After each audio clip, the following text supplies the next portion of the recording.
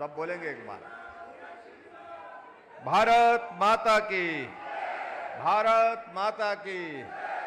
बहुत धन्यवाद।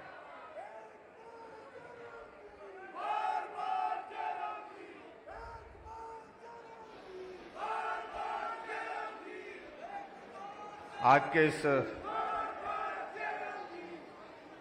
हिमाचल प्रदेश के गठन के 75 वर्ष पूर्ण होने पर रामपुर विधानसभा क्षेत्र के इस समारोह में हमारे बीच में हिमाचल प्रदेश सरकार में शहरी विकास मंत्री, जिनके पास कानून का महकमा भी है, पार्लियामेंट्री अफेयर भी है, आदरणीय श्री सुरेश भारद्वाज जी। भाई एक मिनट, यहां जो बात कर रहे हैं सुनो सुनो सुनो, ये इनको सुनाई देता है क्या? हाँ, थोड़ा शांत हो जाइए भाई। हमारे बीच में चौपाल विधानसभा क्षेत्र के माननीय लोकप्रिय विधायक भाई बलवीर वर्मा जी, हमारे बीच में हमारे फॉरेस्ट कॉरपोरेशन के वाइस चेयरमैन श्री सूरत नेगी जी, और यहां इस विधानसभा क्षेत्र में आप सबके बीच में आपकी सेवा में कार्यरत जो हमारी हिमको फेड है उसके चेयरमैन के नाते भाई कौल नेगी जी, हमारे बीच में हिमाचल प्रदेश सरकार में पूर्व मंत्री रहे हमारे साथी सहयोगी आदरणीय श्री सिंघीराम जी, हमारे बीच में श्री केवल राम बुशहरी जी, हिमफेड के डायरेक्टर नरेश चौहान जी, हमारे साथी भाई ब्रिजलाल जी, मंडल के अध्यक्ष श्री कुलवीर खुंद जी, महिला मोर्चा की अध्यक्षा विष्णा भंडारी जी, पार्टी के हमारे साथी विजय गुप्ता जी, भीमसेन जी जो हमारे मंडल के पूर्व में अध्यक्ष रहे हैं, बहुत पुराने साथी हमारे, deputy commissioner Shimla, SP Shimla, विभागों के अन्य सभी अधिकारीगण और यहां उपस्थित सभी भाइयों बहनों, नौजवान साथी और पत्रकार मित्रों, एक बार फिर से आज रामपुर विधानसभा क्षेत्र में आप सबके दर्शन करने का सौभाग्य प्राप्त हुआ है और आप सबके दर्शन करने के साथ साथ मां भीमा काली का आशीर्वाद लेने का भी सौभाग्य प्राप्त हुआ है। और यहाँ के कार्यक्रम में जिस गर्मजोशी के साथ आप सब लोग यहाँ पर उपस्थित हुए, हमारा स्वागत अभिनंदन किया, उसके लिए मैं आप सबका बहुत बहुत आभार व्यक्त करता हूँ।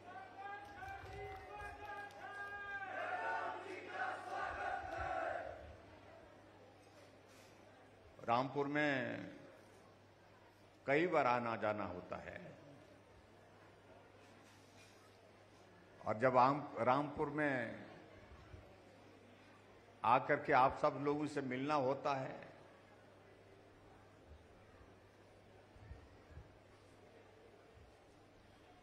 अपनेपन की अनुभूति होती है।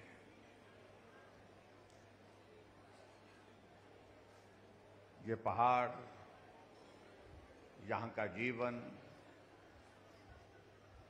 यहाँ की परिस्थितियां, ये सारी चीजें याद दिलाती है। और मेरा ये मानना भी है कि आप हमको बहुत प्यार भी देते हैं।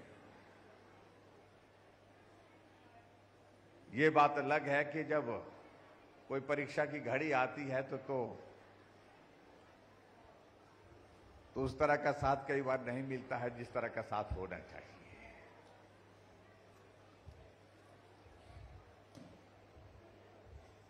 लोकतंत्र है, उसमें सबका अपना अपना अधिकार है अपने मत देने का,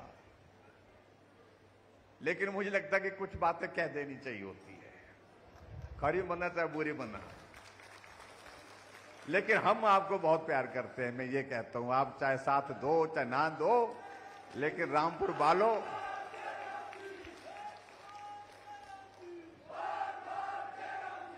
लेकिन रामपुर वालों आप कहीं और नहीं, यहां बसते हैं, दिल में बसते हैं, ये मैं कहना चाहता हूं।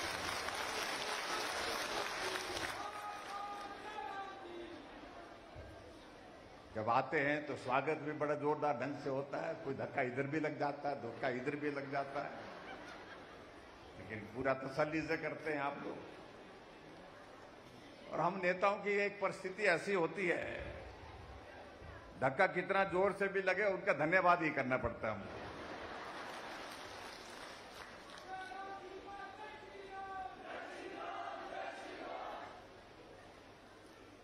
लेकिन सही मायने में इस बात को लेकर के आज का ये जो कार्यक्रम है, ये कार्यक्रम अलग तरह का। कई हमारे साथी आजकल बहुत परेशान हैं कि मुख्यमंत्री बड़े बड़े तंबू लगा रहा बोलते हैं। भाई, अगर लोगों को हम बुला रहे हैं, कार्यक्रम में उनको बिठा रहे हैं, बरसात का मौसम है, बरसात से भी बचा रहे हैं, बरसात नहीं है, आज रामपुर में धूप लगी है, इस धूप से भी आपको बचा रहे हैं, तो आपको परेशानी क्यों, पेट में मरोड़ क्यों हर बार हो रहा है?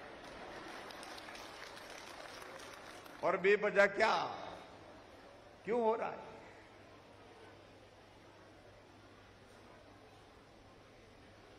या मुझसे पहले हमारे साथियों ने अपनी बात कही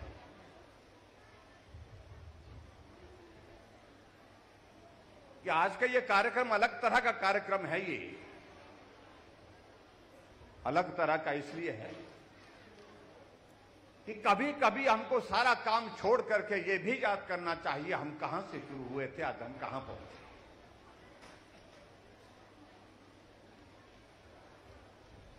ये काम होते रहेंगे, जिंदगी चले जाएगी, काम खत्म नहीं होंगे, लेकिन जिंदगी में कभी कभी आपस में शांति में बैठ करके, ठंडे दिमाग से सोच करके अपने पूर्व के इतिहास को, मुझे लगता है उसका अवलोकन करना, ये मुझे लगता है कि बहुत आवश्यक है। हमारे देश के प्रधानमंत्री नरेंद्र मोदी जी ने देश की आजादी के 75 वर्ष बीत गए, हम पूरे देश भर में अमृत महोत्सव मना रहे हैं। उसके लिए एक नहीं अनेक कार्यक्रमों के आयोजन किए,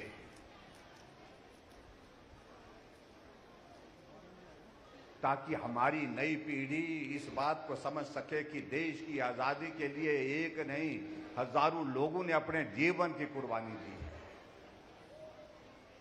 ताकि हमारी नई पीढ़ी इस बात को समझ सके कि हम जहां से शुरू हुए थे स्वतंत्रता के पश्चात, आज हम इस यात्रा में कहां पहुंचे हैं और किन लोगों का योगदान रहा।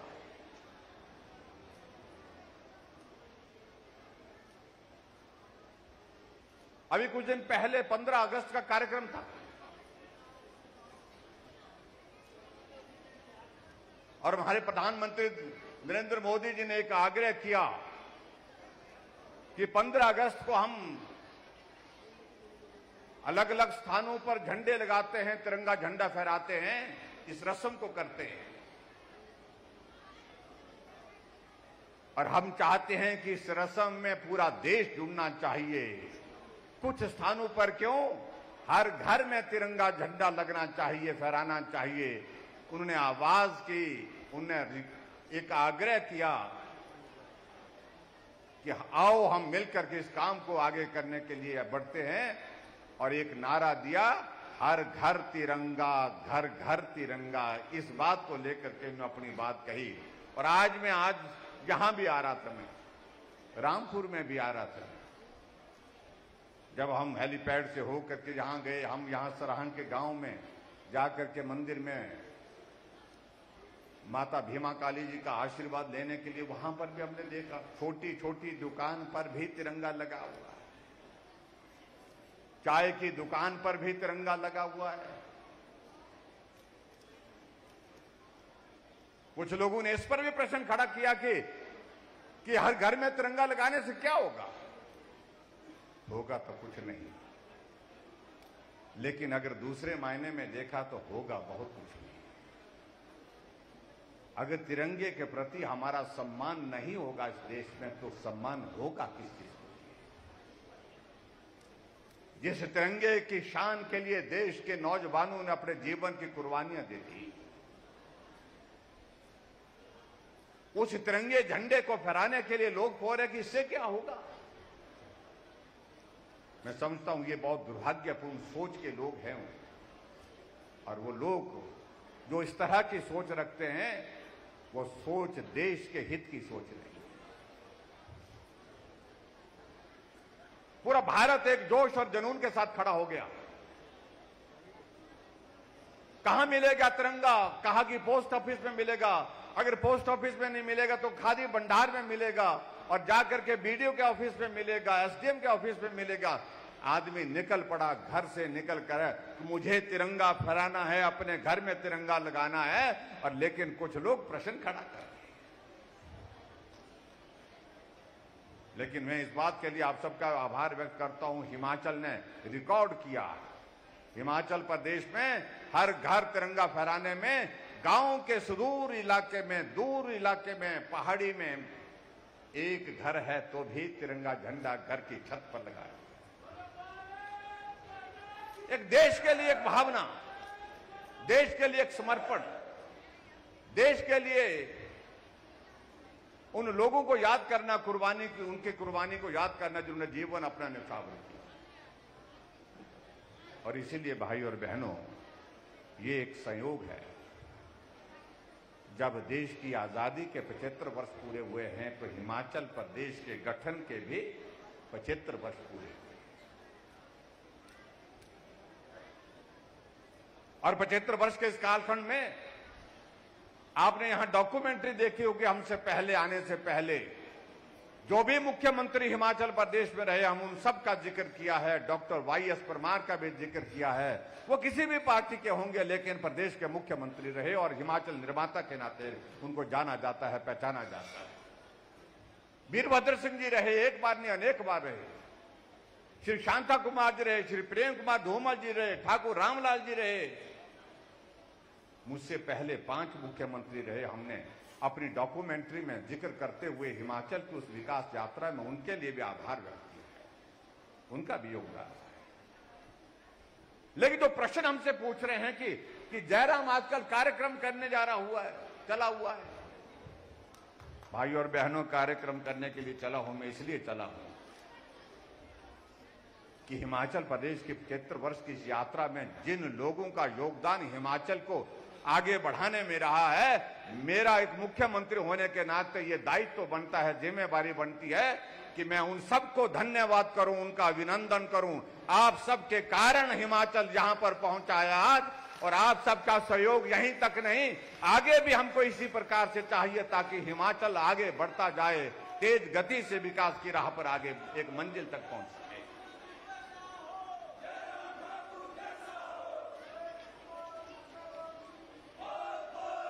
इसलिए हमने किसी नेता या अभिनेता को, किसी को कोई ऐसा नहीं है हमने कहीं विषय श्रेय दिया हो।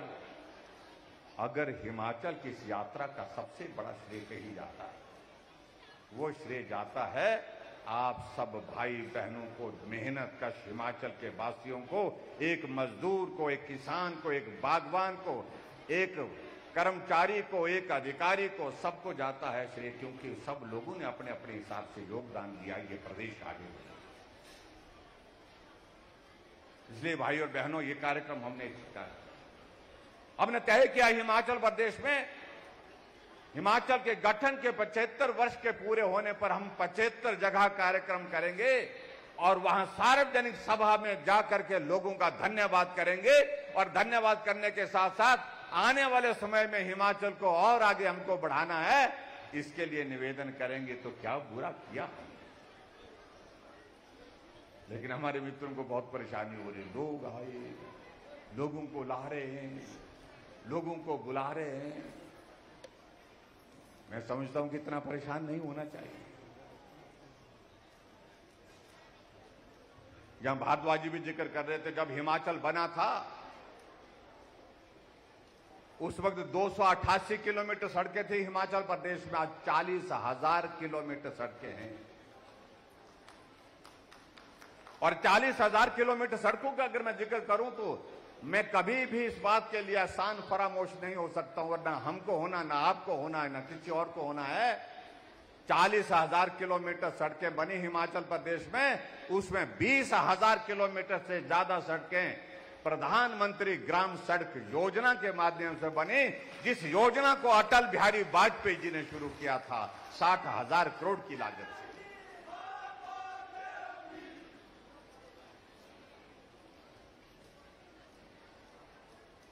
आज हम रामपुर में आए और रामपुर में आकर के आज हमने आपके यहां पर भी कुछ उद्घाटन किए, कुछ शिलान्यास किए, 7 उद्घाटन किए और 2 शिलान्यास किए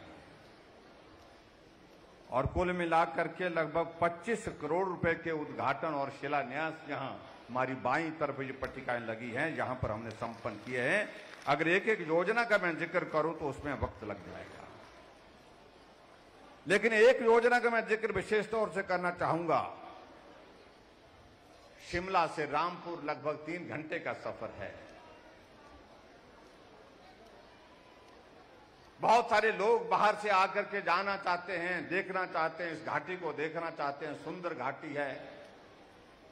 रामपुर के लोगों को शिमला आना जाना सरल हो सके, उस दृष्टि से हमने हिमाचल प्रदेश में जो है कुछ जगह हेलीपोर्ट बना करके ये शुरुआत की है। वहां पर हेली टैक्सी जाकर के लोगों को सेवाएं देंगे। और आज मुझे इस बात की खुशी है,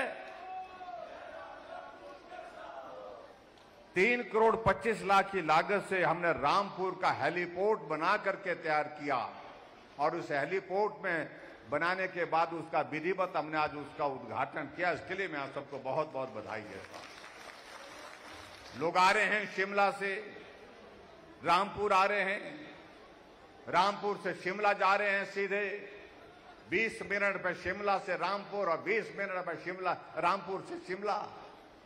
और आने वाले समय में हमने केंद्र सरकार के समक्ष इस पक्ष को रखा है कि इस सेवा को रामपुर के साथ साथ में हमारे रिकांगपिओ के साथ भी जो है वो हमारे जो किन्नौर में, किन्नौर के लिए भी जोड़ा जाए। इस बात को भी हमने सुनिश्चित किया है और बहुत जल्दी मुझे पूरा भरोसा है कि ये किन्नौर के साथ भी कनेक्ट होगी ये फ्लाइट हमारी, ताकि आप लोगों को आने जाने की सुविधा हो।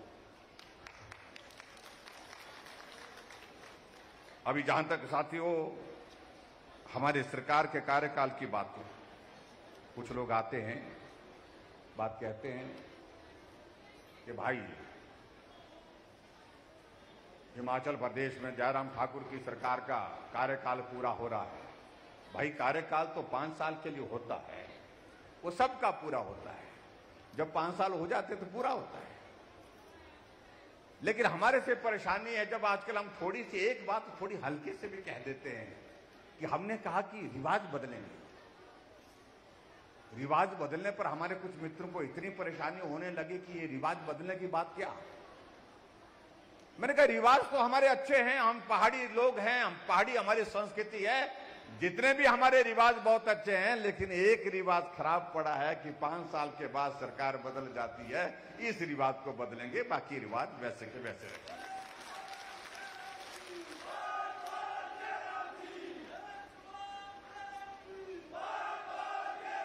कुछ लोगों ने हमको टिप्पणी की कि बड़ा आया बोलता है कि रिवाज बदलने वाला, ये काम तो बड़े बड़े लोग भी नहीं कर पाएंगे।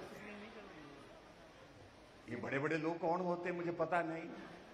लोग तो लोग होते हैं, आदमी तो आदमी होता है, बराबर होता है। 2 इंच छोटा हो सकता है, 2 इंच लंबा हो सकता है, लेकिन बड़े बड़े आदमी का मतलब क्या। मैं ये कहना चाह रहा हूं कि कुछ लोगों के दिमाग में बात बैठ गई कि हम बड़े हैं, बाकी सब छोटे हैं। ये सोच अच्छी नहीं है, ये अच्छी सोच नहीं है, मैं कह सकता हूं। हम छोटे हैं, लेकिन छोटे होने का भी एक मजा है। मैं आपको बता रहा हूं, छोटे होने का भी एक आनंद है और छोटे होकर के भी काम किए जा सकते हैं। इस बात को भी समझना पड़ेगा उनको। कि छोटा आदमी गरीब परिवार का, मजदूर के परिवार का, वो हिमाचल प्रदेश के मुख्यमंत्री भी बन सकता है। ये जरूरी नहीं कि बड़े बड़े लोग ही वहां पर पहुंचेंगे।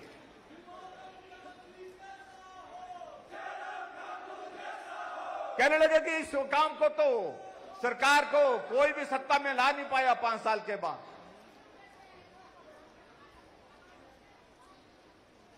और मुझे कहा कि वो जयराम तो किस खेत की मूली है। मैं उनके शब्दों में नहीं जाना चाह रहा हूं। कहने लगे कि ये तो मुहावरा है।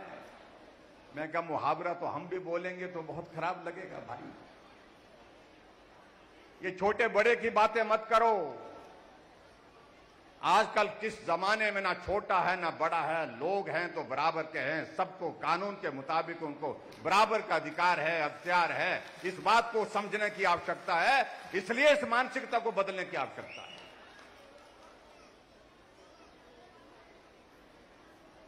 या हमारे साथी कह रहे थे, बड़े बड़े लोग होने का मतलब यह नहीं है कि वो गरीब आदमी का दर्द समझ सकते हैं। मैं दावे के साथ कह सकता हूं, छोटे आदमी का दर्द छोटा आदमी ही समझ सकता है।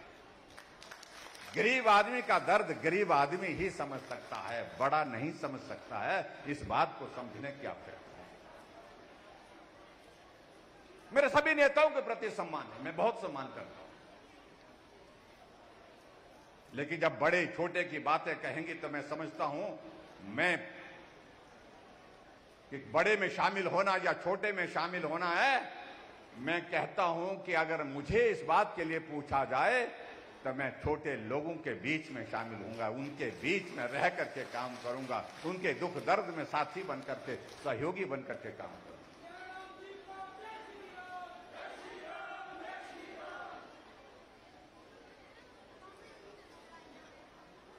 हमें पूछा जाता कि क्या किया। मैं ये कहना चाह रहा हूं कि बुजुर्गों के लिए वो 4 लाख लोगों को पेंशन देते थे। ये छोटा आदमी जो बड़ा नहीं है, बहुत छोटा आदमी, मैं 7 लाख लोगों को पेंशन हिमाचल प्रदेश में दे रहा हूं। वो 4 लाख को देते थे। वो 400 करोड़ रुपए खर्च करते थे। ये छोटा आदमी 1300 करोड़ रुपए खर्च कर रहे हैं गरीब लोगों के लिए पेंशन का प्रावधान करने के लिए। गरीब लोगों के लिए इलाज के लिए कोई योजना नहीं थी, क्योंकि बड़े लोग इस बात को सोच ही नहीं सकते थे, क्योंकि वो इतने बड़े थे कि कोई आदमी अगर बीमार होता है उसका इलाज कैसे होता उस परिवार में उन्हें मालूम नहीं है। लेकिन एक छोटा आदमी इस पीड़ा को समझ सकता है। मैंने इस बात को देखा है, जब हमारे परिवार के कोई सदस्य बीमार हुए, हॉस्पिटल ले जाकर के जब इलाज करने के लिए बात आई तो रिश्तेदारों से मदद मांग करके उनके इलाज के लिए प्रयत्न किए गए, कोशिश की गई, जिंदगी को बचाने के लिए काम कैसे किया जा सकता है, उनकी जिंदगी को कैसे बचा सकता है। लेकिन बड़े आदमी को नहीं मालूम होता है। इसलिए मेरे दिमाग में इस बात को लेकर के पीड़ा थी, कभी जिंदगी में मौका मिलेगा तो गरीब लोगों के लिए इलाज का इंतजाम बिना पैसे के करना चाहिए। इसलिए हमने हिमाचल प्रदेश में हिमकेयर की शुरुआत की। मोदी जी ने आयुष्मान भारत की योजना पूरे देश के लिए चलाई, क्योंकि मोदी जी ने भी गरीबी को बहुत करीब से देखा है और जयराम ठाकुर ने भी गरीबी को करीबी से देखा है। इसलिए हमको मालूम है। आज गरीब आदमी अगर बीमार होता है, अगर पैसे जेब में नहीं है तो वो हिमकेयर का कार्ड ढूंढ करके जेब में डाल करके हॉस्पिटल जाता है और उसका इलाज वहां पर होता है। आयुष्मान भारत का कार्ड लेकर के हॉस्पिटल जाता है और उसका इलाज होता है। बड़े बड़े लोग नहीं कर पाए, जो एक बार नहीं अनेक बार हिमाचल प्रदेश में सत्ता में रहे, वो नहीं कर पाए।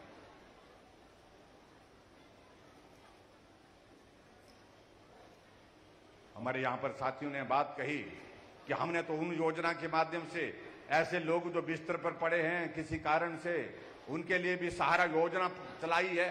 20,000 ऐसे लोग हैं जो बिस्तर में पड़े हैं, जो अपनी जिंदगी में बिस्तर से उठ नहीं सकते हैं। जब तक जिंदा है बिस्तर पर ही रहेंगे। ऐसी बीमारी लग गई, किसी को ब्रेन हैमरेज हो गया, किसी को किडनी फेल हो गई, किसी को कैंसर की स्टेज 4 आ गई, किसी को एक्सीडेंट के कारण स्पाइनल कॉर्ड चले गई, ऐसे लोगों के लिए हमने 3,000 रुपये हर महीने का उनके खाते में डाल करके उनको मदद कर रहे हैं, उनकी सेवा कर रहे हैं। हम सेवा का भाव जानते हैं।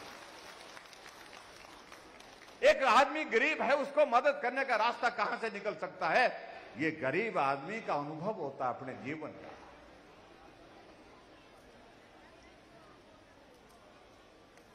और इसी तरह से आगे बढ़ करके हमने ऐसे भी देखा हिमाचल प्रदेश में जो हमारी गरीब बेटियां हैं, उन बेटियों के लिए हमने कहा कि मां बाप की भी भावना होती है, बच्चे की भी भावना होती है। जब उसकी विदाई घर से होती है मां बाप के हाथों से, तो उसके भी कुछ अरमान होते हैं। हमने तय किया जो गरीब परिवार की बेटी है, जब जिस दिन उस बेटी की शादी होगी, हम उसके लिए 31,000 रुपए अपनी ओर से, सरकार की ओर से शगुन के रूप में उसको मदद करने को देंगे।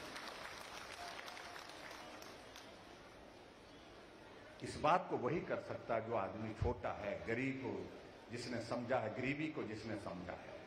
बड़े आदमी के समझ में नहीं। वो तो हजारों लोगों को बुला करके निमंत्रण देंगे, आइए बेटी की शादी है, बेटे की शादी है, खूब आनंद के साथ शादी करेंगे।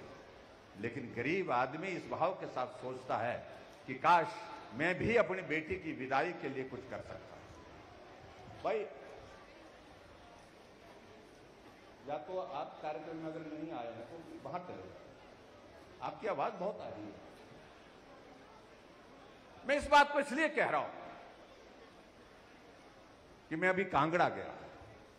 कांगड़ा में गया तो कांगड़ा में जाकर के एक कार्यक्रम में, जहां एक बेटी, जहां हमने वो रखा था, इस प्रकार का कार्यक्रम रखा था, जो शगुन योजना के अंतर्गत जो लाभार्थी थे उनको हमने मदद करनी थी, उनके लिए वहां पर वो करना था। और जब कार्यक्रम के लिए वहां पर उस एक बेटी को मंच पर बुलाया गया, वो सामने आई, मैंने उसको बधाई दी, शुभकामनाएं दी कि आपकी शादी हुई है और आपको शगुन योजना के अंतर्गत 31,000 रुपये मिला है, आपको बहुत बहुत बधाई, शुभकामनाएं। लेकिन जिज्ञासा बस मैंने एक बात को पूछा उनसे, उस बेटी से मैंने पूछा, मैंने कहा बेटे एक बात तो बताइए, जो 31,000 शगुन योजना की ओर से, शगुन योजना का हमको, आपको सरकार की ओर से हमने जो दिया, उस पैसे का आपने क्या किया? आपने अपने खाते में डाला होगा, अपने पति के खाते में डाला होगा, या खर्च कर दिया, क्या किया? और उस बेटी ने माइक पर कहा कि मैं आपका धन्यवाद करती हूं कि आपने शगुन योजना, ऐसी योजना हम बेटियों के सम्मान के लिए शुरू की है, जहां हमको लगता है अगर कोई हमको आशीर्वाद नहीं दे पा रहा है मां बाप के सिवाय, तो आज हमको लगता है कि सरकार की ओर से आप भी एक पिता की तरह हमको आशीर्वाद देने के लिए खड़े हैं। 31,000 रुपये आपका आया। लेकिन मैंने पूछा उनसे, मुझे बताओ कि उस पैसे का क्या किया? उस बेटी ने कहा कि 31,000 रुपये जो मिला, ना मैंने अपने खाते में जमा किया, ना अपने पति के खाते में जमा किया। वो पैसा 31,000 में मैंने, जैसे मेरे अकाउंट में आया, मैंने पिताजी को निकाल करके दे दिया और पिताजी के हाथ में दे दिया। बहुत विचित्र लगा, बहुत बड़ी संख्या में लोग वहां पर बैठे और हम इस बात को सोचने लगे। मैंने कहा कि बेटे, वो तो हमने आपको दिए थे, वो शगुन योजना का पैसा तो हमने आपको दिया था, आपने पिता को क्यों दिया? उस बेटी ने कहा, भावुक थी, कि मेरे पिताजी मजदूरी करते हैं और पिताजी मजदूरी करते हैं, लेकिन पिता के नाते उनका बेटी के प्रति एक भाव जो था वो उसी तरह का था जो सबका होता है। पिताजी ने परिवार में बैठ करके कहा कि अपने सगे संबंधी जो है, कम से कम उनको तो बुलाना पड़ेगा बेटी की विदाई के समय। इसलिए उन्हें सब सगे संबंधियों की लिस्ट बनाई, सूची बनाई, उन सबको निमंत्रण दिया कि बेटी की शादी है, आप आशीर्वाद देने के लिए आए। गांव के लोग हैं, उनको भी बोला कि आप भी आइए, क्योंकि गांव में रहते हैं, गांव का एक रिवाज है और उस रिवाज के मुताबिक जो है वो गांव वालों को भी बुलाया। लेकिन मैंने देखा कि पिताजी बुला तो रहे हैं, लेकिन इसका खर्चा करने के लिए कहां से कर रहे हैं? तो मालूम पड़ा कि पिताजी कुछ रिश्तेदारों से सहयोग ले रहे हैं, उधार ले रहे हैं, उधार लेकर के उस काम को पूरा कर रहे थे। बेटी की विदाई करनी है, बेटी की विदाई के लिए अपने रिश्तेदारों और अपने गांव वालों को बुलाने का काम हमने जब किया तो उनके मन में ये बात रही। तो जब जिस दिन मेरी शादी हुई, शादी के बाद मेरे पास जो पैसा आया 31,000 रुपये, मेरे मन में एक भाव आया बेटी होने के नाते, मैं तो अब दूसरे घर के लिए चले गए, लेकिन मेरे पिताजी मजदूरी करते हैं और वो मजदूरी करते हुए कितना समय लगेगा उनको मजदूरी करते करते इन लोगों के पैसे को वापिस करने के लिए जो उधार में दिया गया है। मैं बोझ कर बन करके नहीं जाना चाहती, और मैं अगर बेटी हूं तो बेटी बन करके जाना चाहती हूं, बेटी बोझ नहीं हो सकती। इसलिए मैंने वो पैसे खाते से निकाले और कहा, मैंने पिताजी ये पैसे उन लोगों को आप लौटा दीजिए जिनसे आपने उधार लिया है, ये बेटी की ओर से आपके लिए ये आशीर्वाद ही प्राप्त है। आप कल्पना करिए कितना भावुक हुआ सारा वहां का पंडाल उस वक्त, और पिताजी साथ खड़े थे और पिताजी के आंखों में आंसू थे। अगर इस पीड़ा को किसी ने समझा हो, इस पीड़ा को समझा, मतलब मैं कह सकता हूं एक बेटी अपने पिता के लिए क्या कर सकती है, ये कल्पना से परे की बातें हैं, ये सोचने की बात है। इस प्रकार का भाव, और हमें इस बात को लेकर के खुशी तब ज्यादा हुई जब मैंने इस बात को देखा, सुना, बेटी अपने पिता के सामने अपनी बात कह रही और दोनों वहां पर खड़े होकर के इसकी स्वीकार्यता वहां पर दे रहे हैं। मुझे संतोष हुआ कि ये कार्य जो हमने किया है ये बहुत पुण्य का कार्य किया है। एक बेटी के लिए आशीर्वाद देने का इससे बड़ा पुण्य कोई दूसरा नहीं हो सकता। एक और घटना का मैं जिक्र करना चाहता हूं। जो हमसे पूछते हैं कि बड़े बड़े लोग, छोटे छोटे लोग ऐसी ऐसी बातें जब कहते हैं, छोटे की भावनाओं को ठेस मत पहुंचाओ। बड़े लोगों में ये कहना चाहता हूं, मत पहुंचाइए। दुआ भी छोटे की बहुत ऊपर ले जाती है, और जब बद्दुआ होती है तो वो भी बहुत बुरी होती है। मैं ये कहना चाहता हूं। मैं एक कार्यक्रम में गया था शिमला में, एक समाचार पत्र है उनका कार्यक्रम था, उनने कुछ लाभार्थियों को बुलाया था, और उस लाभार्थियों को कार्यक्रम में एक लाभार्थी ऐसी थी, उसको मंच पर बुलाया गया कि महिला कांगड़ा जिला की है और इस महिला को सहारा योजना के अंतर्गत लाभ मिला है। तो मुझे जानने की इच्छा हुई। जब उसके जीवन के बारे में बताया गया तो आप कल्पना करिए कि क्या स्थिति थी। एक महिला थी, उसका एक बेटा, वो अपाहिज, कुछ सालों के बाद दूसरा बेटा हो, वो भी अपाहिज, कुछ सालों के बाद तीसरा बेटा हो, तीसरी संतान हुई तो वो भी वैसे ही, और उसके बाद उसके पति ने उसको छोड़ करके वो चले गए। और उस मां के सामने प्रश्न ये था कि अब मैं इन 3 बच्चों को जो अपने जिंदगी में कभी अपना काम नहीं कर सकते हैं, उनका पालन पोषण करूं या अपना पालन पोषण करूं। इनके पिता छोड़ करके चले गए।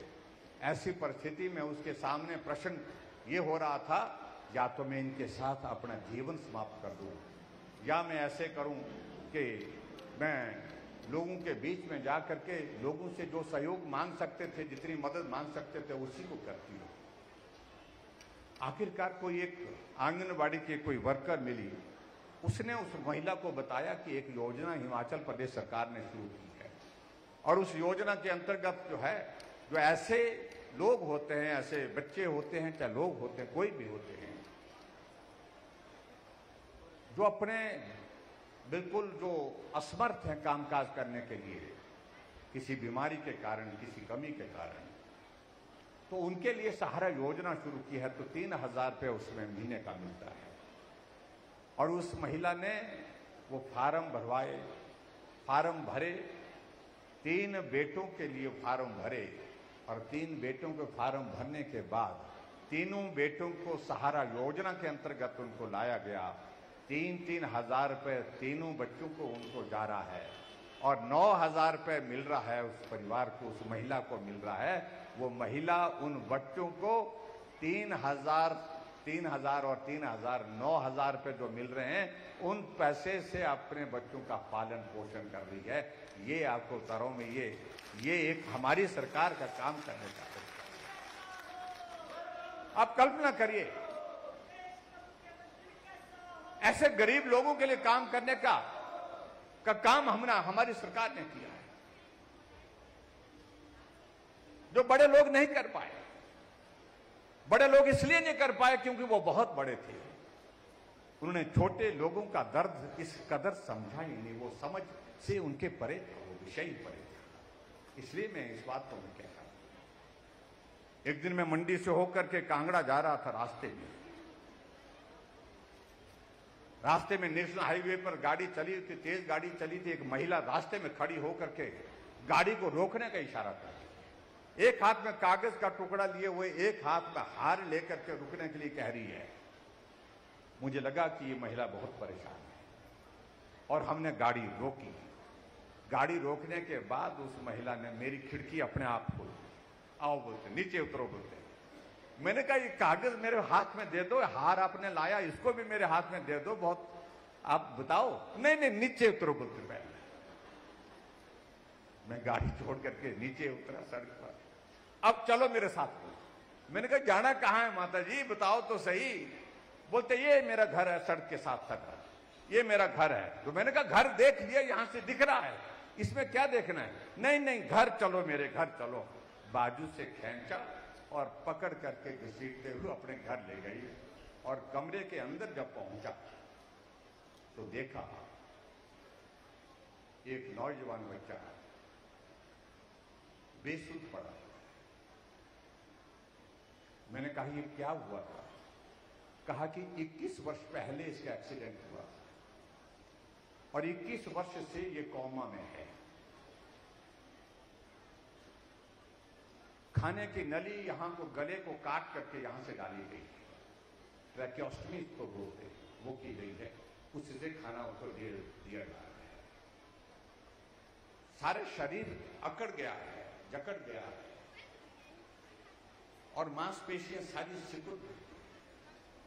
पीठ का हाल देखा तो बहुत सारे बेड सोल हुए पड़े। मैंने कहा और कौन रहता है। मेरे पति थे, वो अब रहे नहीं। बेटा था, पहले साथ रहता था, अब वो यहां से चला गया है, कोई दूसरी जगह घर बना करके आता नहीं।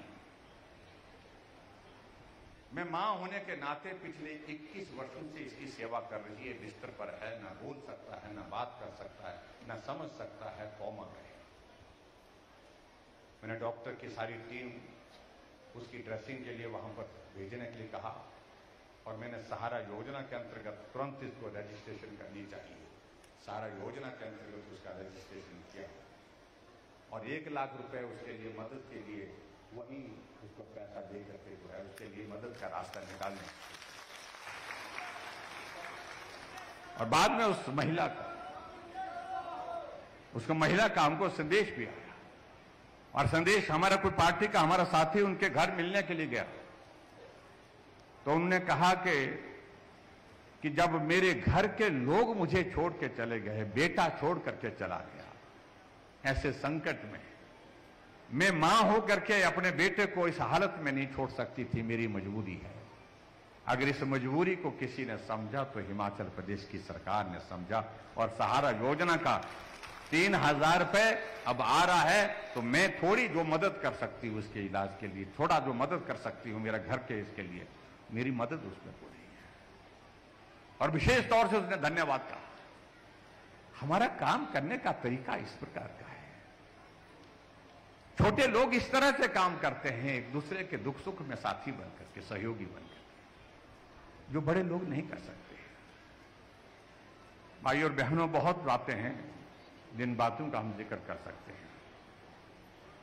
हमारे लिए प्रसन्नता का विषय है कि देश आज एक मजबूत हाथों में है, नरेंद्र मोदी जी के।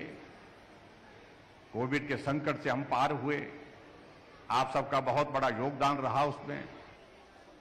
वैक्सीन का दौर आया तो आप लोगों ने पूरे हिमाचल प्रदेश में समर्थन सहयोग दे करके पहली डोज भी पहले नंबर पर पूरी की, दूसरी डोज भी आप लोगों ने सबसे पहले पूरी की।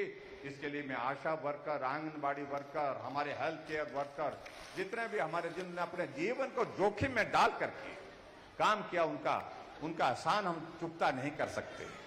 आदमी बहुत जल्दी एहसान फरामोश हो जाता है, जल्दी भूल जाता है। और खासतौर से हम लोग तो सुबह से शाम तक इसी काम को देखते हैं। आज मैं किसी एक आदमी का काम करके दे देता हूं, उसके हाथ में, चल भाई तेरा ये मदद हो गई, लेकिन दूसरे दिन दूसरा काम लेकर के आता है, वो काम नहीं होता तो वो जो है वो तलक होकर के चला जाता है। कमाल है जी। इसलिए ये कली युग है। इसलिए बड़ी उम्मीद हमको, यहां पर हमारे साथी कह रहे थे हमने विकास का कार्य ये किए वो किए, हमने पीडब्ल्यू का डिवीजन दिया, पीडब्ल्यू का सब डिवीजन दिया, इलेक्ट्रिसिटी बोर्ड का भी सब डिवीजन दिया, हमने सड़कों के लिए पैसा दिया, हेलीपोर्ट यहां पर बना करके दिया, बहुत सारे डेवलपमेंट के लिए काम किए। लेकिन अगर जयराम ऐसा सोचे कि बस हमने अच्छा किया है, बहुत अच्छा किया है, इसको लोग याद रखेंगे, वो जमाना नहीं रहा भाई, नहीं रहा तो नहीं रहा।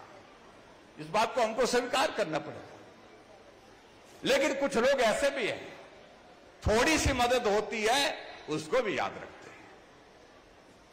इसलिए जिंदगी में हमेशा एक बात करनी चाहिए कि जिसने भी कहीं मदद की बात की हो वो भी छोटी नहीं है, वो भी बड़ी होती है। जब संकट होता है उस वक्त कोई मदद की बात भी कोई करता है तो भी बहुत हौसला होता है दिल को। तो इसलिए जहां जितना भी मेरे से इस विधानसभा क्षेत्र के लिए हो सकता था वो हमने करने की कोशिश की। लेकिन एक बात हम बार बार कहते हैं, भाई कभी तो चलो हम साथ होकर के चले। जहां कौल जी ने अपने संबोधन में अपनी बातों का जिक्र किया, नौजवान है, सेवा करने का जज्बा है। जब मैं राजनीति में आया तो मैं भी इनकी तरह इसी उम्र में था लगभग, मैं भी दाढ़ी रखता था और लोगों के जज्बात के साथ बड़े जोश और जुनून के साथ काम करने की भावना रखता था। और मुझे इस बात की खुशी है कि एक नौजवान आपके बीच में आकर के यहां अपना काम, आप सबकी सेवा करने के लिए खड़ा है। हमारे साथ मंच पर बैठे हमारे वरिष्ठ नेता सब लोग हैं, सब लोग काम कर रहे हैं। हम पार्टी के संगठन के माध्यम से भी आप सबकी सेवा करने की जितनी कोशिश कर सकते हैं वो कर रहे हैं। जो भी विकास के कार्य, जितना भी वरिष्ठ नेतृत्व तो यहां पर बैठा है। इसलिए मेरा आप सबसे निवेदन है कि आने वाले समय में इस बात को जरूर थोड़ा सा सोचिए। जो रिवाज बदले की हम बात कह रहे हैं, उस सिलसिले में मुझे सिर्फ इतना कहना है कि रिवाज बदले की बात हम यहां नहीं कह रहे हैं भाई, रिवाज पूरे देश में बदल गया। अभी हाल ही में चुनाव थे, उत्तराखंड में रिवाज था कि 5 साल के बाद सरकार बदल जाती थी, जब से उत्तराखंड बना है। लेकिन रिवाज बदला, धामी जी थे, धामी जी फिर आ गए, बदला रिवाज। तो क्या गलत बोला हमने? उत्तर प्रदेश में पिछले 37 वर्षों से हर 5 वर्ष के बाद सरकार बदल जाती थी, लेकिन रिवाज बदला।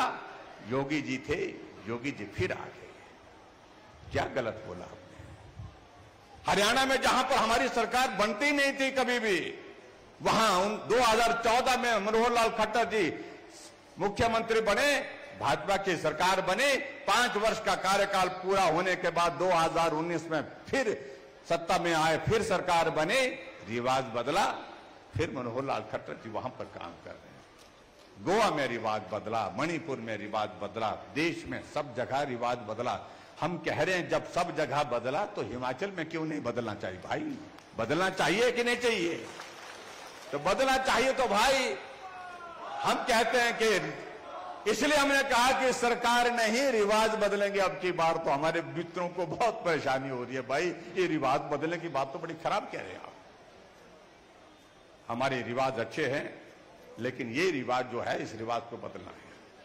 और रिवाज बदलने की बात पहले दिन से कर रहे हैं हम, आज नहीं कर रहे। हमने हिमाचल प्रदेश में सरकार बदलने के बाद जो एक रिवाज बना हुआ था हिमाचल प्रदेश में कि पुराने सरकार के, पिछली सरकार के मामलों के खिलाफ मामले दर्ज करो, उनकी योजनाओं को रद्द करो, उनके नेताओं के ऊपर मामले दर्ज करो, यह रिवाज था। हमने कहा नहीं, इस रिवाज को बदलने की जरूरत है। हम मिलकर के चलेंगे, मिलकर के काम करेंगे, सब हिमाचल प्रदेश के लोग आपस में मिलकर के काम करते हुए आगे बढ़ेंगे। रिवाज बदला। रिवाज तो यह भी था, यहां भारद्वाज जी कह रहे थे, जब सरकार बदलती थी तो टोपियां बदल जाती थी। एक सरकार आती थी हरी हो जाती थी, एक सरकार आती थी लाल हो जाती थी। हमने कहा भाई ये टोपी तो छोड़ो, कम से कम टोपी पर तो रहम करो।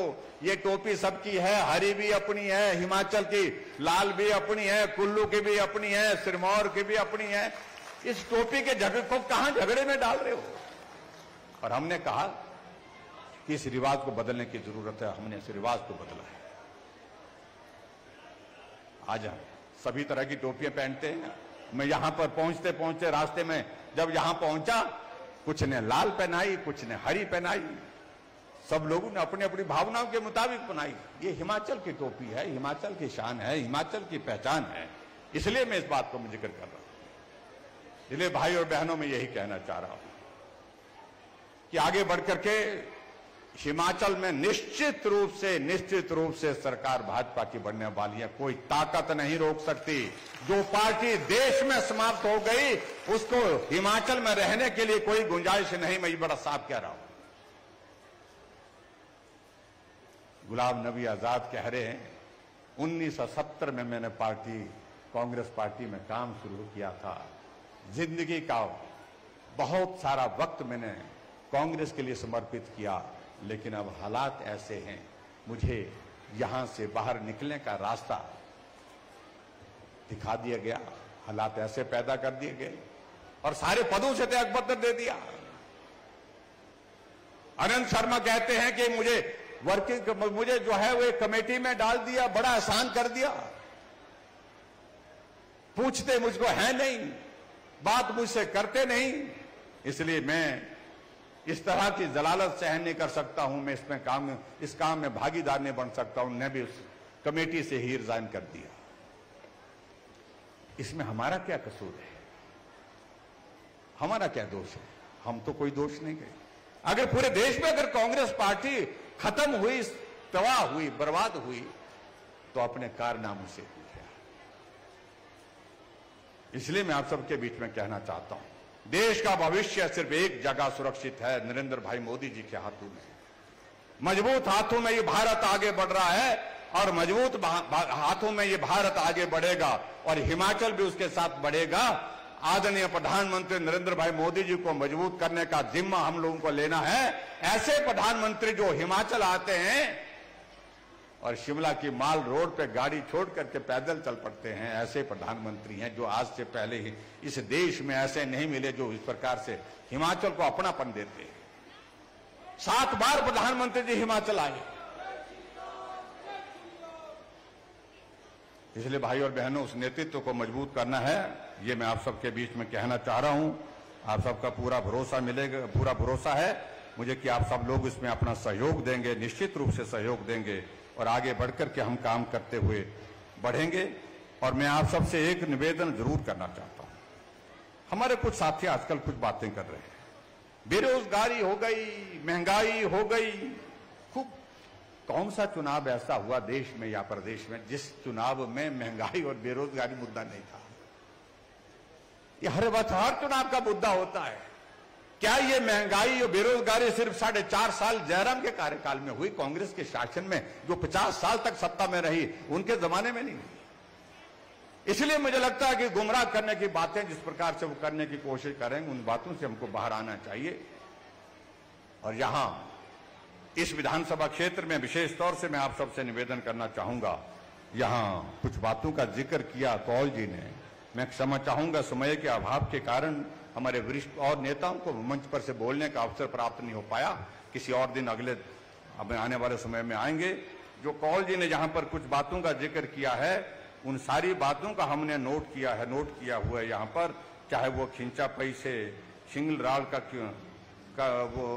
का जो 15-20 के इलाके में जो बस शुरू करने की जो बात कही है, चाहे उसका जिक्र किया है, चाहे राजकीय माध्यमिक पाठशाला करतोट को अपग्रेड करने की बात की है और प्राथमिक पाठशाला नेहरा को मिडिल स्कूल करने की बात कही गई है, चाहे वो हमारा खड़ाहण प्राथमिक स्वास्थ्य केंद्र को कम्युनिटी सेंटर बनाने की बात कही है, चाहे यहां पर प्रेस क्लब के लिए तो मैं एक बात जरूर कहना चाहूंगा, हैं प्रेस वाले नहीं बैठे हुए, यहां पर कहीं बैठे हुए, सबको नमस्कार भाई, ख्याल रखना, हम भी आपका ख्याल रखते हैं। लेकिन आपकी मांग पिछली बार भी थी इस सारी चीज के लिए। बाकी मैं आजकल के कार्यक्रम में घोषणा नहीं कर रहा हूं, लेकिन इसके लिए मैं मानता हूं कि रामपुर एक बहुत महत्वपूर्ण केंद्र बन चुका है मीडिया की दृष्टि से। उस दृष्टि से मैं प्रेस क्लब के लिए 20 लाख रुपए देने की यहां पर घोषणा करता हूं। और इसी तरह से जुगुनी में हेल्थ सब सेंटर खोलने की बात कही गई है। तकलेच में कहा कि बस स्टैंड आने वाले समय में होना चाहिए। और इसी तरह से रामपुर में कुछ सड़कों के लिए पैसे की बात कही है। इन तमाम सारी बातों के लिए मैं इनके साथ बैठ करके, जो मंच पर हमारे प्रमुख नेता हैं उनके साथ भी बैठ करके कोई रास्ता निकालूंगा, ये मैं आपके बीच में कहना चाहता हूं। लेकिन मैं एक बार मैं अंत में जरूर आप लोगों से निवेदन करना चाहता हूं, आओ मिलकर के साथ चलें, मिलकर के काम करें। हिमाचल जिस राह पर चल रहा है, निश्चित रूप से हिमाचल में भाजपा की सरकार बनेगी। कांग्रेस के 2 वरिष्ठ नेता हमारी पार्टी में हाल ही में शामिल हुए। एक कांग्रेस पार्टी का वर्किंग प्रेसिडेंट थे, एक कांग्रेस पार्टी के वाइस प्रेसिडेंट थे, 2 बार के विधायक दोनों हैं। जब हमारी पार्टी में आने का प्रस्ताव उनकी ओर से आया तो हमने तो उनका स्वागत किया ही। वो कहने लगे कि कुछ नहीं हो सकता इस पार्टी का, जब देश में नहीं बची तो यहां कहां से बचेगी, कोई संभावना नहीं, ना नेतृत्व के प्रति कोई सम्मान है, ना कोई कदर है, ना कोई, सब आपस में ऐसे लड़े भिड़े हैं, एक दूसरे के जो है वो माथा फोड़ रहे हैं। तो ऐसे में बेहतर है हम मिलकर के आपके साथ चलना चाहते हैं और भारतीय जनता पार्टी में शामिल हुए। इस भाव को मैं इसलिए कह रहा हूं, इस बात को मैं इसलिए कह रहा हूं कि पूरे देश की स्थिति ऐसी है और आने वाले समय में निश्चित रूप से यहां हिमाचल प्रदेश में ये स्थिति और तेजी से आगे बढ़ेगी। मैं इतना ही कहना चाह रहा हूं, माताओं बहनों के लिए हमने बसों का किराया आधा कर दिया, क्योंकि आप आबादी का आधा हिस्सा है, इसलिए हमने कहा बहनों के लिए किराया भी आधा। तो हमारे कांग्रेस के मित्र कहने लगे कि मुफ्तखोर बना दिया। मैंने कहा ऐसे शब्दों का मेहरबानी करके इस्तेमाल मत करिए। हमारी माताएं बहनें बहुत खुददार हैं, वो सम्मान को कभी भी ठेस पहुंचाने वाले व्यक्ति को माफ नहीं करती हैं। वो काम के लिए जाती है, काम के लिए आती है, आने जाने के लिए हमने उनकी मदद की है, इसका मतलब ये नहीं है कि उनने उनको मुफ्तखोर किया। हमने मदद की है उनकी, सिर्फ आधा किराया हमने उनके लिए रखा है। और उसी तरह से एक और बात हमने की कि बिजली का किराया आता था, लट्टू जले च ना जले तो भी 55 रुपए आता था, 15 रुपए मीटर का किराया आता था, 40 रुपए फिक्स चार्जेस होते थे, चाहे लट्टू जले चाहे ना जले। यहां पर हमारे क्या होता है ना, जो 2 गिरी होती है जाकर के बड़े दूर होती है, गांव से, घर से दूर, आपको पता नहीं क्या बोलते, 2 गिरी बोलते, क्या बोलते, 2 गिरी बोलते होने में ख्याल में। तो वहां पर तो आदमी जब फसल का काम होता तब जाते हैं, 4-6 महीने के लिए जाते हैं, और 4-6 महीने के बाद फिर उसके बाद वो 2 गिरी तो बंद रहते, लट्टू लगा दिया वहां पर एक बार, तो भी 55 रुपए वहां पर 2 गिरी में भी आ रहा किराया, वो क्योंकि मीटर लगा दिया है, और मीटर का किराया और उसके साथ साथ में सर्विस चार्जेस मिलाकर के 55 रुपए आपको हर महीने का देना पड़ता था। हमने कहा कि हिमाचल ऊर्जा राज्य है, हम 11,000 मेगावाट बिजली पैदा करते हैं, हम हरियाणा, पंजाब, राजस्थान, दिल्ली को बिजली देते हैं, देश को बिजली बेचते हैं, हमारे हिमाचल के लोगों को उसका कुछ लाभ होना चाहिए। हमने ये तय किया कि 125 यूनिट बिजली का किराया हम बिल्कुल माफ करेंगे, 0 बिल आएगा आपको।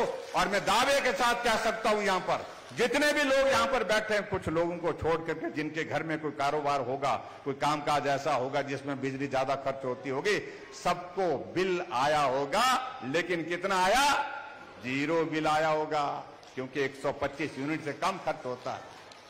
अभी हमने कार्यक्रम किया, उसमें हमने जब साथियों से पूछा जिनको बिजली का किराया अब 125 यूनिट खर्च होने के बाद 0 बिल हो गया, उन्होंने कहा कि मुझे 600 रुपए बिल आता था, मुझे 500 रुपए बिल आता था, और मुझे मेरे लिए अब एक आदमी तो यह कहा कि जो बिल आता है इससे मैं अपने बच्चे को पढ़ाई के लिए स्कूल भेज सकता हूं, इतनी मेरे लिए मदद हुई है, इससे ज्यादा मैं क्या कह सकता हूं। तो इसलिए बहुत सारी चीजों को लेकर के हमने ये किया। लेकिन फिर भी मेरा आप सबसे निवेदन है कि आने वाले समय में जब हिमाचल प्रदेश में नवंबर महीने के चुनाव होंगे तो चुनाव में आप सबका आशीर्वाद चाहिए, और हमारे यहाँ पर जितने भी हमारे साथी यहाँ पर और मिलकर के काम करें, और मिलकर के जो है यहाँ अब की बार हम चाहते हैं कि भाई ये रामपुर में भी रिवाज बदलना चाहिए।